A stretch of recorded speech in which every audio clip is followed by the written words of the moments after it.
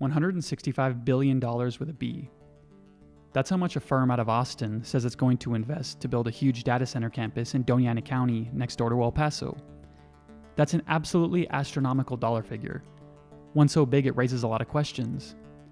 Who is Borderplex Digital Assets, the company behind this? And how could this group possibly plan to spend this much in a small New Mexico border county? What does it mean for our economy and, maybe more importantly, for the future of our water and electricity systems here in the borderland? I'm Diego Mendoza-Moyers, a reporter and host of the El Paso Matters podcast, and I want to spend a few minutes talking through this company's proposal and see what questions we have answers to at this point and what we still don't know. And if you want some more background and facts about all of this, you can visit elpasomatters.org to read the story we published last week. But before we go any further, I want to mention that this El Paso Matters podcast episode is sponsored by Tani, Acosta, and Chaparro, truck crash and injury attorneys.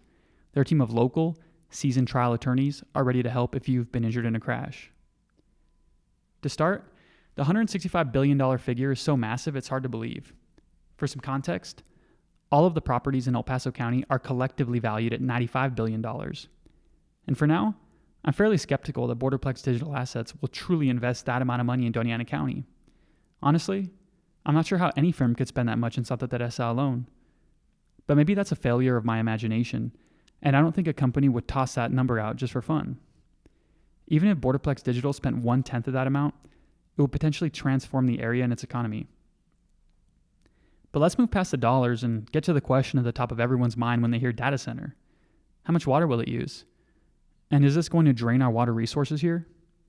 Remember, Doña Ana County is outside of El Paso water service territory and has a different water system than El Paso, but we all share the Mesilla Bolson Aquifer on the west side of the Franklin Mountains, which is a key groundwater resource here.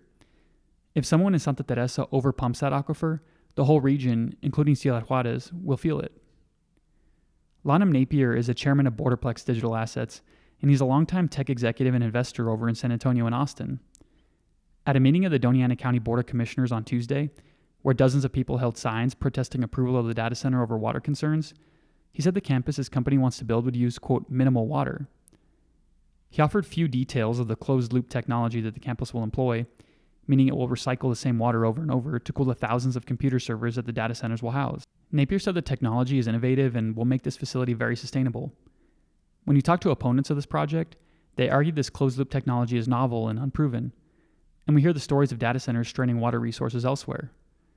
But he claims the water usage will be similar to an office building that holds 750 workers rather than some water-guzzling mega user. When it comes to water, this project will invest in all the water infrastructure necessary to pay for it. And we look at water resource that's required. It's basically domestic water uses for the employees. So 750 employees, that's running dishwasher, running sinks, using the facilities, using the toilet, that kind of stuff. So the technology is advanced to where data centers run closed loop systems. Water consumption is minimal. All right, for any water consumption that's required, this project will invest to fund it. So we're going to invest in the power. We'll we will end up with very valuable jobs on the other side of it. Maybe you don't believe him. The county commissioners suggested they have some information they can't share publicly that indicated the data center campus won't strain the water resources in the area. But I got to tell you, based on what I've been able to understand about this project over the last couple of months, and probably 4 months, I think, since I heard about it the first time, I believe if we all really understand this, you'll find that it's going to be very beneficial to everyone in the community. And I can't be specific about that now, but hopefully over the next 30 days with meetings we're going to have, with opportunities for you guys to ask questions, you'll get to the same point that I believe this board mostly is about why we think this is important to Doña Ana County. But let me explain why some residents in Doña Ana County have a problem with trusting their elected officials.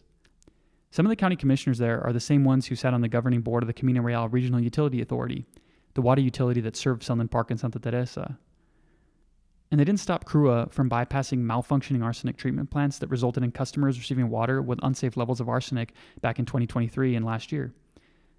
And at the end of 2023, when Commissioner Susana Chaparro was chair of CRUA's board, residents experienced slimy, high pH water after operator failures at one treatment plant led to caustic soda pouring into the drinking water supply. CRUA, to its credit, has improved some in recent months under new leadership, but but residents in southern Doña Ana County have experienced a crisis of living with contaminated, low-quality drinking water over the last couple of years. So when residents hear their county commissioners in Doña Ana saying they have non-public information that assures them this big project is sustainable, and they tell residents, don't worry, trust us, it's easy to see why people are skeptical of their oversight of this data center campus and its water usage. Now, that doesn't mean Napier's lying. It just means the people of Sunland Park and Santa Teresa are justified in their skepticism. Maybe the closed-loop water cooling technology does work, and the campus really won't be a drain on water resources.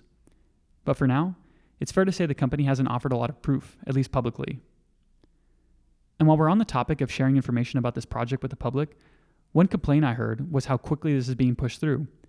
What about some meetings to get feedback from residents before the final vote on September 19th? Yeah, right now the plan is we're going to be in the community regularly. We don't have a specific whether it's daily or 3 times a week yet. That is still forming, but we're committed to do it. I enjoyed the feedback session today. I think we hear the issues, and I think we'll be able to engineer good answers. I think we'll deliver a good outcome. Okay, so I think I need a more profound answer to that than just a regular meeting. Excuse me. Thank you. Okay. So if I can follow up, are we thinking of maybe perhaps 2 meetings in Chaparral, 3 meetings in Sunland Park, 2 meetings in Hatch, what the schedule is? Because I really like to get a handle on, we had a great presentation, and I enjoyed the presentation, and I can see the pros and cons, but also to include the public as a partner with this project, with this proposed project. And so we have a lot of people here. And this is a perfect opportunity to say, these are the meetings we're going to have on certain dates, and we're planning X amount of meetings in each community so that the questions that are being asked today may be answered. That was a back and forth between Napier and Susana Chaparro. Jose Ibarra, a Sunland Park resident and business owner who supports this data center campus, said he would handle community engagement and schedule public meetings. So I'll be doing the community engagement, and we already scheduled in Sunland Park for a whole month. We're going to be meeting twice a week, Tuesday and Thursday for the next 3 weeks at the sport complex. That's we're starting with Sunland Park, and we're going to start moving to La Unión, to Anthony, to Chaparral, to Vado, Chamberino, and all the way up to Las Cruces. And we're not disregarding Commissioner Sanchez district either, as we're going to be engaging with Hatch as well.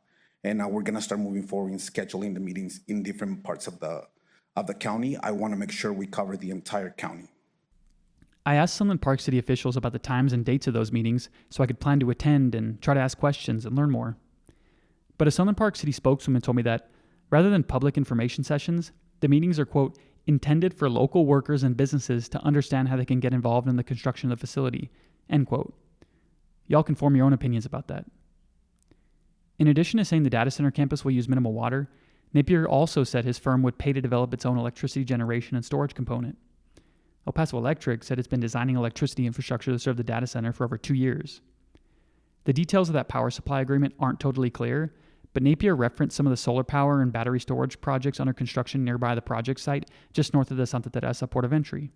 So just know up front, we'll be adding power. We will not be using the existing power, so nobody's power prices are going up. Now, the concerns about whether the facility will be a drain on our water and power resources are fair and understandable. But we also have to think about the upside of a gargantuan private investment, especially when you consider that, at least for now, it seems very likely that a majority of the county commissioners will go ahead and approve this project when they vote in mid-September.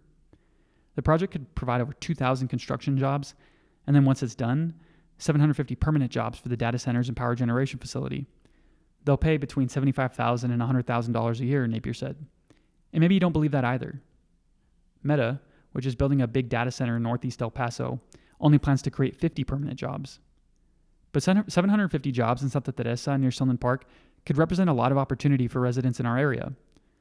And part of the deal is that, in exchange for not having to pay property taxes, BorderPlex Digital will pay Doña Ana County $300 million in direct payments over the course of the deal, probably 30 years.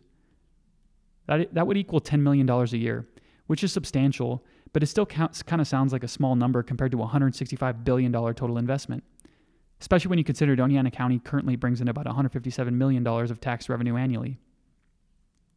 Still, we all know the Las Cruces and El Paso region broadly needs more job opportunities, particularly well-paying ones in a high-tech sector. And I think it's understandable that Doña Ana County commissioners don't want to reject a historically massive investment in their county. Also, you can tell Napier and the people he's working with are trying to get ahead of the huge concerns residents in our region are voicing about this project. The questions and concerns about water usage and sustainability are not going away. A company called Stack Infrastructure, a partner in the project, issued a press release on August 28th saying things like the project will, quote, safeguard community water supplies and its backers are, quote, prioritizing the protection of community resources. They also said this project will include, quote, tens of millions of dollars in planned investments in county drinking water and wastewater infrastructure improvements. Clearly, I don't think one press release will address the questions of concerned citizens, but it shows that the developers hear the wave of criticism and the public relations campaign is on. I want to say this too. Napier's affable. He wore brown cowboy boots and a suede leather jacket to the meeting Tuesday, looking the part of a tech investor making a foray into the American Western frontier. He chatted after the meeting with concerned Las Cruces residents, and he politely declined when I asked to interview him after the meeting this week, saying he had to catch a flight. Before he walked away from me, though, he grabbed his bag and showed me a copy of the book Abundance by the center-left writers Derek Thompson and Ezra Klein. It's a book that advocates building more things in the United States, such as infrastructure, housing, clean energy projects, and it argues too much well-intentioned government regulation and over-empowered individuals have hamstrung American growth and dynamism and made it too hard to build things here.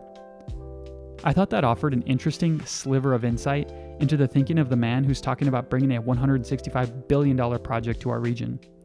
Again, I'll let listeners draw their own conclusions about that. I could go on more about this project, the almost unbelievable amount of investment proposed, and how it could play out.